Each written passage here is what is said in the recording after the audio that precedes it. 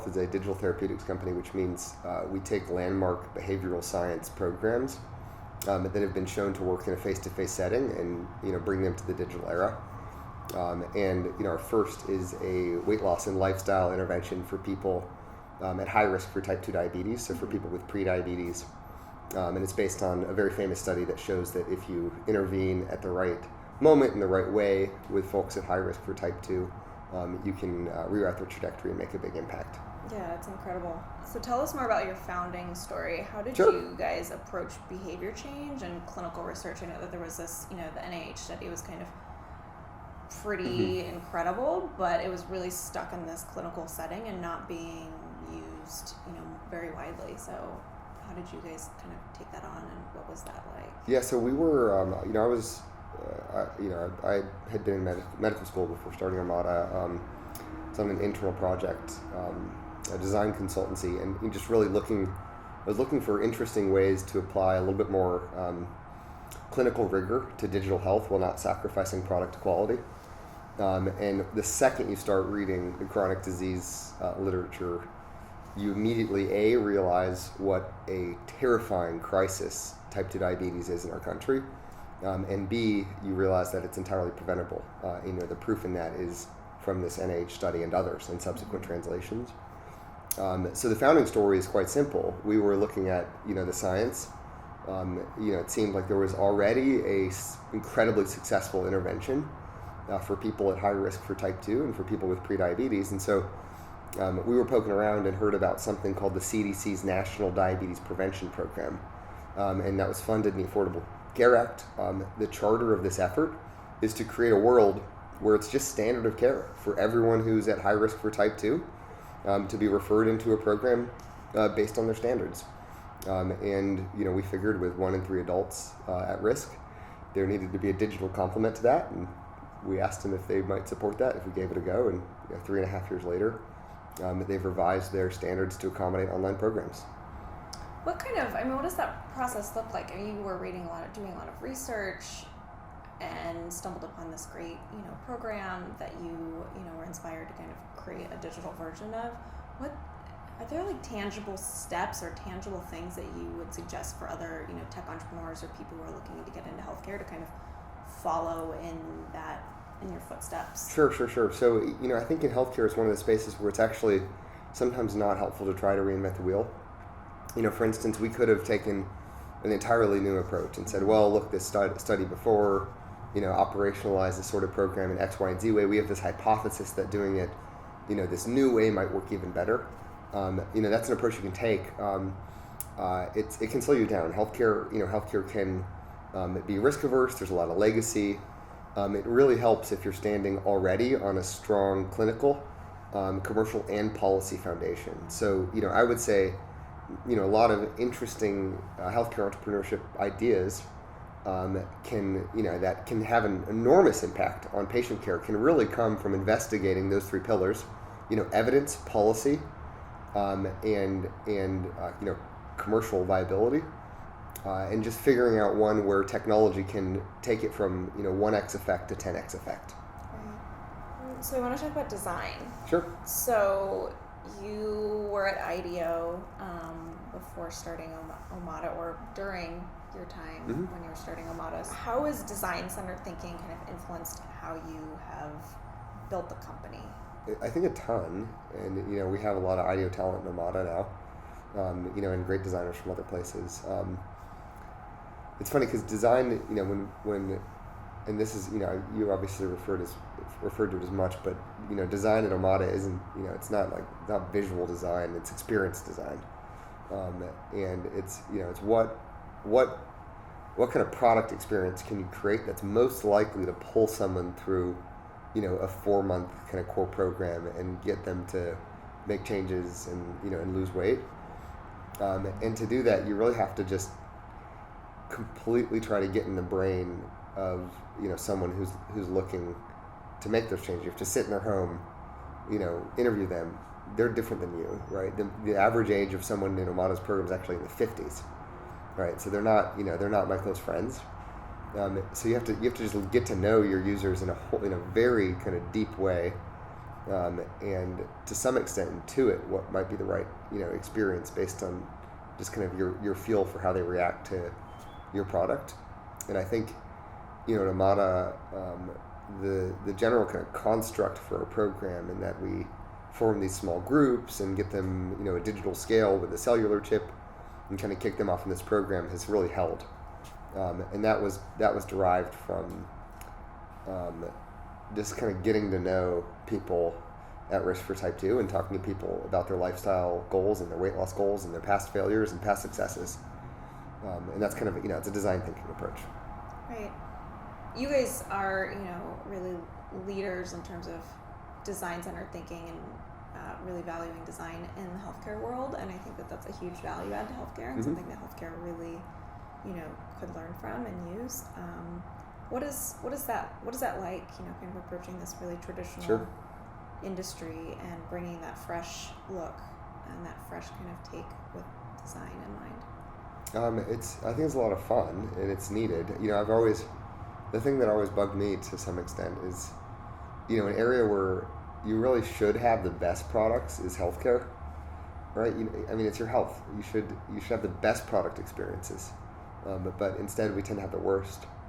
And I think that can dramatically shift and improve everything about healthcare. It's people. It's not the enterprise healthcare world. I think they really do value design. They might not know exactly why, but I think when we bring our product to an employer or health plan, I think they look at that and they're like, oh, that looks like something I would want to do. And and they might not quite know that what elements contributed to that, but I think that is valuable. It's hard to do. We talked about this before, but healthcare, can slow you down. It can slow you down on the design side too. If you're trying to deploy with a Medicare Advantage population, there's all these, regulations about making sure the right serial numbers are on all of your assets, and and then there's kind of the technical side, and your eng resources can get totally soaked up, dealing with integrations and eligibility files and transfers and billing and reporting and all these needs and security, all these needs you have to have in place, and it can slow product progress down because that's the infrastructure that you have to sit on. It's you always have to just kind of fight past some of that stuff, and make sure you minimize the impact on on your ability to design just an amazing experience. And it's not, and you can do it. It's all solvable. It just takes a little bit of extra muscle. Do you find that once companies, larger kind of healthcare companies, are introduced to using Prevent and using having this kind of great design as part of their product offering, do you find that they change how they kind of work? Sure, yeah. Well, to some extent, our goal is to raise the bar for what can be done, and I think clients, at least my hope is that clients who've worked with Omada, vet other, vendors a little bit more critically on what is possible, and what tends to happen is all of a sudden that there'll be a lot of positive feedback from employees to the HR group, or from patients to their doctors, and that'll trickle up in a way that they hadn't quite seen before. You guys have grown a ton in the last 3 years. How, and I know that your team is really incredible, and I just hear great things from the people who work there. How do you kind of attract top talent? I don't know. I think a piece of it is the mission. Any startup is hard work. People work hard at Omada. I work really hard, and you get less burned out if you're doing something that you just care so deeply about becoming real. And I think that a mission can inspire this incredible level of determination to feel like, we're the like 70 most likely people on Earth to make an enormous impact in chronic disease, the chronic disease crisis in the country. And I think that there's a certain type of talent that has a level of self-reflection to realize that if they have to work hard at something, they should do it in a big way that can make a big impact. And so I think a piece of it is the mission, to be honest. And it's kind of the classic, top talent attracts top talent. You have to make sure that kind of the early seeds that you bring into your company, are so exceptional and humble you each and every day, as a founder, that other people want to come in to work with them. What's your advice for entrepreneurs looking to build a really strong, positive company culture? Like, how do you guys operate like on a weekly or monthly basis to kind of keep that momentum going and remind people of your mission? Sure. I think what you have to reflect on is that company culture is malleable and it's going to shift. And you're going to have different cultures in different parts of the organization. Like there's no company on earth where the sales culture is the same as the design culture.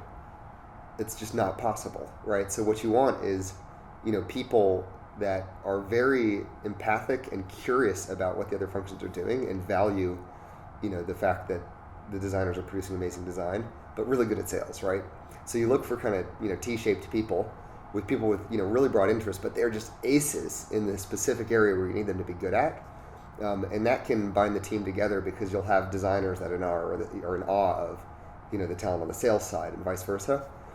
And then I'd say as a company grows, you have to really focus on communication.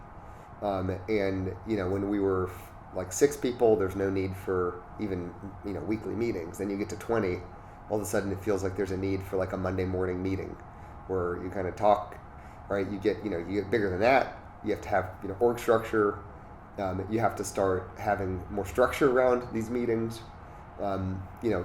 What we and the founders do and I do at Omada is do quarterly State of the Unions, make sure kind of the goals for the year are clear, make sure I show each month how we're tracking toward them, each quarter, how we're doing, what's the state of the company, because information becomes really hard to diffuse, and people can get this weird feeling that they don't know what's going on, and that there's a level of discomfort that you have to work to quell, as you grow, and then. As long as people come into work and they feel supported, they know what they're measured against, they know what they're supposed to achieve, and they've got the tools to do it, and it fits with their skill set. It helps with culture. So I think it's an exercise of just really communication and org design, and then hiring the right people that want to help each other, and that equates to culture. And like surfacing wins is huge, right? Because people can be working so hard. At something, and just to but other people, the company might not know it. That's a very tangible example of something that has a really positive impact on a culture. And then when you celebrate wins, it's clear that the company that wins are celebrated. So creates kind of the right kind of structure around what people are marching toward. So I think that totally helps. Talking about your company culture and building company culture, have you used human-centered design internally, and what does that look like? How does that affect your company? I think so. It's there's little things. It's even just office layout. If you think about kind of what people need to do, that actually does affect kind of work life feelings and just where rooms are, and if there's enough phone rooms, and a lot of those a lot of those little things can actually add up to like having kind of giving someone a negative feel, as they work productively for your company. So, we have someone who kind of serves as, and they have this at IDEO, really kind of as like the experience designer for the office. Someone doesn't own that, it doesn't get done.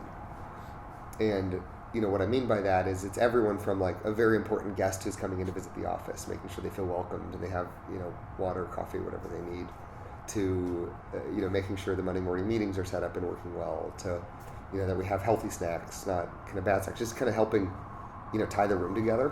And that can be, that sort of person can be really helpful for creating an environment where, the experience of your employees is as thought through as the experience that you're trying to create for your users.